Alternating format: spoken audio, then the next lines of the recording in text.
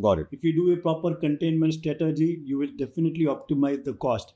Probably cost may not be a factor for few of the companies, but the operation effectiveness or the availability of the equipment when it is certain form of containment changes, that will help. Got it. If you do a proper containment strategy, you will definitely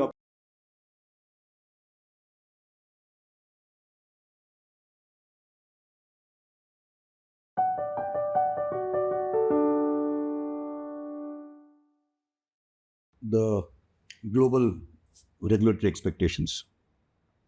So it is increasingly scrutinized and becoming stringent, right? So what are the strategies, or are there any specific strategies that you align for, say, a US FDA or a European standards?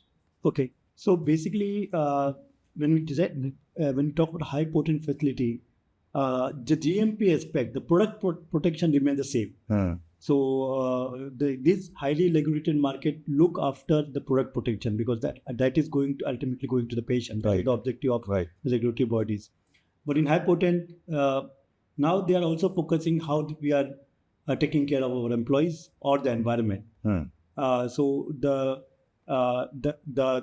design of the facility for the potent molecule handling, the product protection of course remains constant. It will not change. That will follow all the system procedures as defined the guidelines. But they are now also focusing on how do we take care of the employees who is going to work there, how the environment will be impacting with the various waste that is going to come out.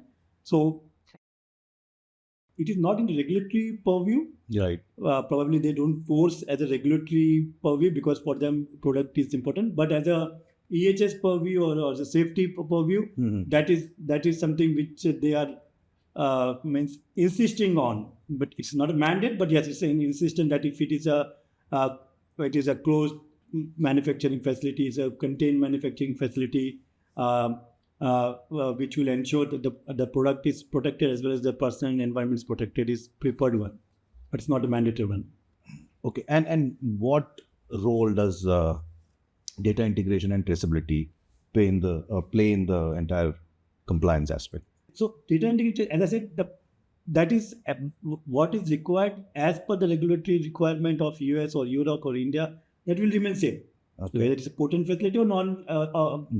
What we are talking today is what is the difference, or what are the additional steps we do in high potent manufacturing facility. Yes. So data integrity, that remains same. So or traceability, that remains same. Okay. Because the product protection is the prime when we do any facility design, whether it's a conventional facility or a general molecule handling facility or high potent facility. So that does not change with respect to expectation or requirement in a high potent facility. It will remain as what is mandated in the guidelines.